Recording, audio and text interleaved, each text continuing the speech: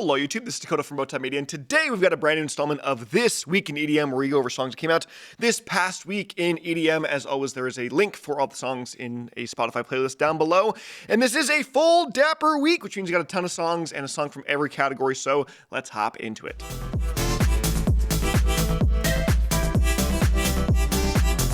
First off, in the trash category is Calvin Harris, Smoke the Pain Away. Without a doubt, Calvin Harris's most unique sonic detour to date, as we have this kind of pseudo-country yet still house track with a main harmonica lead. I do appreciate the genre switch up, but this is quite simply one of his worst songs of all time. The harmonica playing sounds bad, the whole vibe of the track is off, and I get that he's trying to be serious, talking about addiction, or at least past addiction here, but just isn't really the setting to do so.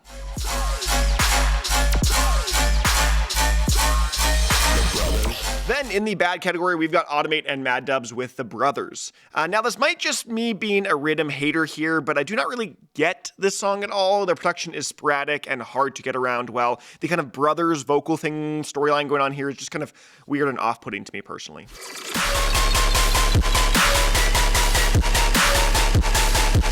Then we've got Code Pandorum, SNAILS, and Qoiet with Paint It Red. A gloomy and dark dubstep cut that really dives headfirst into the kind of creepiness of the whole thing. I do think, though, that kind of creepy aesthetic took too much space on the track, as the main drop sections were very underwhelming and lacking much star power.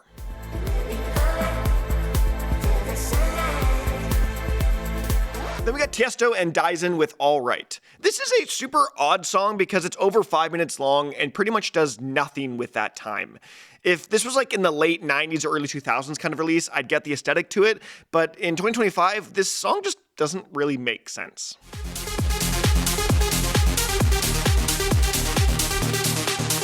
Then moving into the meh category, we've got NERVO B Jones featuring Eek with Wherever You Go. An underwhelming trance track here that really doesn't do anything above and beyond your kind of typical trance song. The beat is generic, the lyricism is fine, just kind of a Euro Festival bait kind of track, honestly.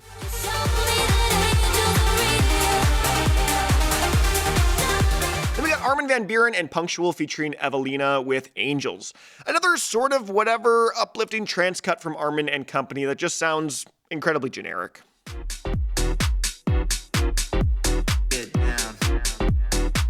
Then we've got Party Pupils with Get Down from the new Virtual Clarity Deluxe. This is another more club-focused, minimalistic deep house cut from this Virtual Clarity kind of era of Party Pupils. In the end, though, it's a bit too simple of a tune with a production that sounds more on the stale side of things.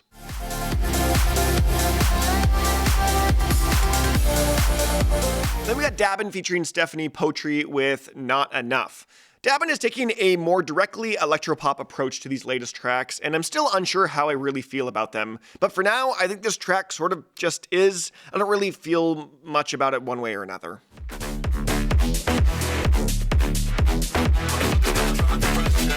Then we got Mike Williams and Brooks with Drop the Pressure. A heavier future house song than a typical style of today in 2025, which is a nice switch up, but the song doesn't really offer much beyond a firm beat.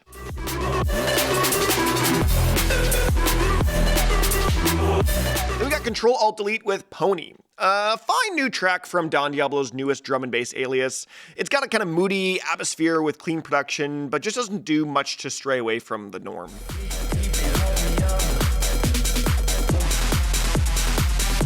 Then we got Black Tiger Sex Machine and Hairitage with Cheatcode, the Black Tiger Sex Machine VIP.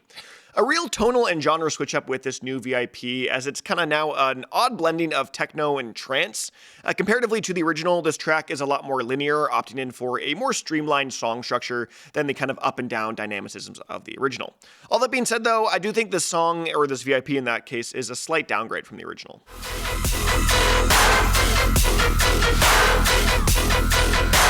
Then we've got Cyclops with WOMP World, a pretty quintessential Cyclops track with a dense and heady set of drops. There are some moments I really liked, and others I thought were a touch underwhelming.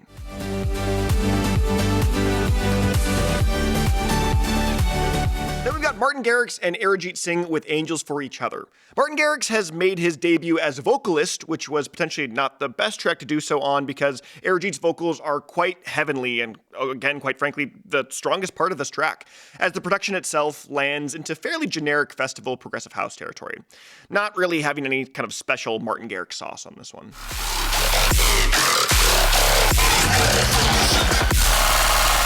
And heading into the good category, we've got LAYZ and Resurrect with Hardest MFers. Crushing rhythm production with non-stop intensity and fervor is the name of the game here. We've got even a side trance midsection with a little variety and kind of acts as a palate cleanser. As someone that typically doesn't love this style of rhythm, this was a pretty solid track to me.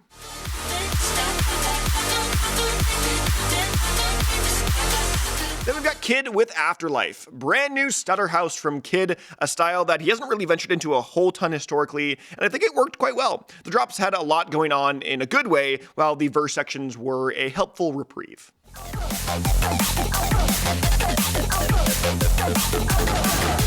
Then we got Rameses B with Old School, a fast-paced, quick-moving drum and bass tune that isn't entirely old school in sound, but still has a bit of a nostalgic vibe to it. Regardless, it's a solid new Rameses B track.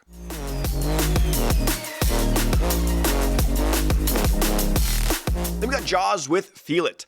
New drum and bass tune from Jaws here is a touch short, but I think it still sounds great and is one of the better cuts from Jaws in the last couple years or so.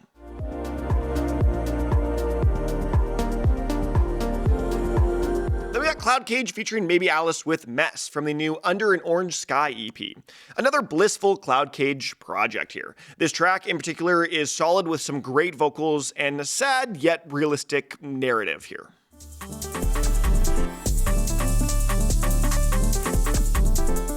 Then we got Alf with Life in Motion from the new Refractor EP. A nice blending of garage, some wonky, and some EDM sounds into something fairly fresh and unique, albeit on the bit of a tamer side of things.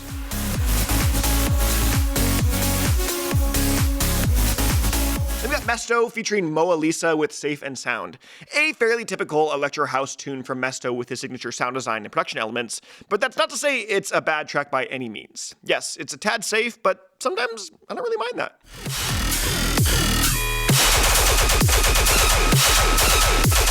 Then we got Crankdat featuring SoFi with Whiplash. Another bass house leaning cut from Crankdat, and I do think it's my favorite style of his. That being said, I felt a bit underwhelmed by this kind of newest single, at least in the first half of the kind of song, as the Bro Step finale was one of my favorite individual moments in a Crankdat song in quite some time. So I didn't really love the first half, and I really did love the back half, so it's kind of just here in between.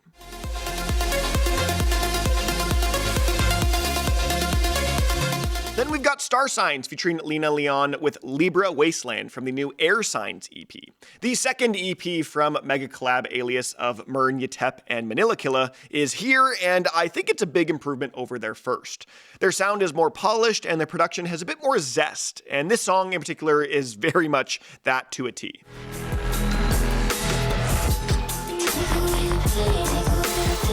Then we got One True God featuring Bracy with Take Away the Pain. Another dark, moody dubstep cut from One True God, and more than anything, it's those kind of chime-like sounds that really heighten my enjoyment of this track, and I think they do a really great job of complementing that kind of dense aesthetic across the whole project, and these kind of light, airy chime noises, they work just in tandem really well.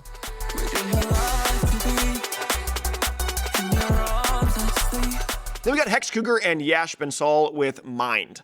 This track is a bit of a genre switch up for Hex Cougar, tackling some more drum and bass, yet stylistically this is still very on par for his typical sound design, even leaning into some more trap elements here and there. It's a nice tune, but a little flat in the mixing department by Hex Cougar standards.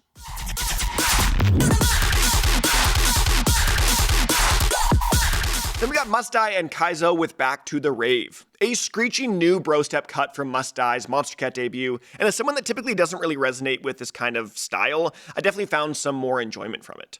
I loved the energetic midsection that sounded like it came off of Must Die's Crisis Vision album, while I did find the kind of hard techno movement in the middle there to leave me wanting more. I do think that you'll be hearing a lot more of the song though in the future with festivals and raves and mixes and even the best of list at the end of the years.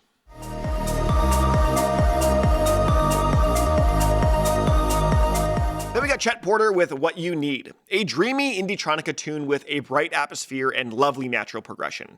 I'm really excited to see what this new kind of Chet Porter project that he's been cooking is going to result in. Then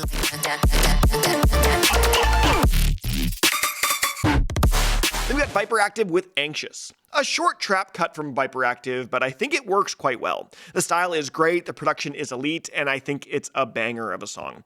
Yes, it is short, but these managed to pack a lot in that little time.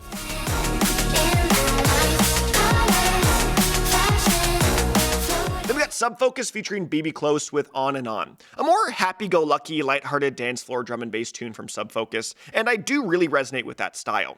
It's got a simple groove and vocals that really do keep the whole track quite fun and feel like it's just happy to listen to it.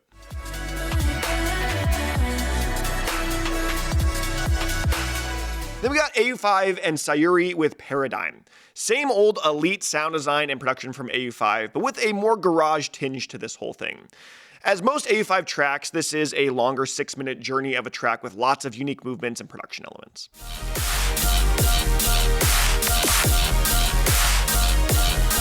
Then we got Dr. P and Flux Pavilion with Rubber Dub. This is my favorite new single from this upcoming collab album that's coming out next week, and it's perfect, honestly. Dr. P and Flux Pavilion both sound like they add their own unique elements to it. With that relatively kind of subtle guitar solo finale, I really was impressed by this one, and surprised that it had such a long fade out. You don't really hear that in modern sounds, especially with this being the penultimate song on the track list. I'm curious to know where the final song of the album is going to go.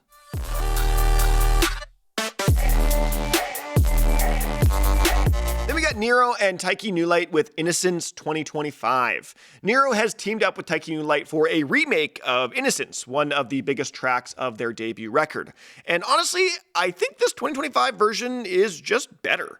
Rather than 2012 drum step, it's a 2025 future garage tune with a darker, even dubstep aesthetic across the whole thing, and I'm really loving it.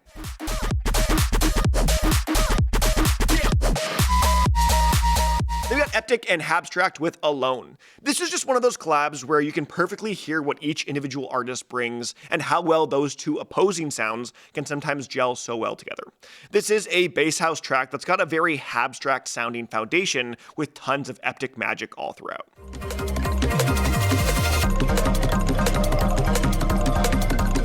And moving into the standout category, we've got Vorso with Harsh Light. The sound design king is here with a new Wet and Wild tune on Vision's Mission 3 compilation. The natural sounding, instrumentation, and atmosphere of this track are immaculate and well curated. This is a textbook example of premier sound design.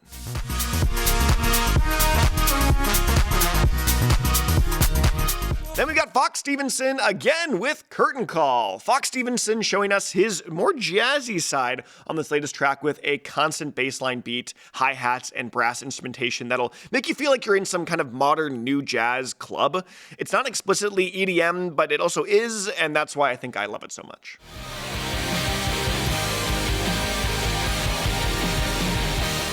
And finally, we've got Anamanaguchi with Miss the Rage, a more EDM adjacent track, with this one leaning more into kind of pop rock or noise pop. But yes, man, I love this thing. My goodness, this might just be my favorite Anamanaguchi track of all time. It's a 6-minute journey of sound with ripping guitars and wailing synths, and the whole thing has some incredible progression to it, and this might currently be my #1 song of the year. So go listen to this if anything else that you get from this video. So, man, it's so good.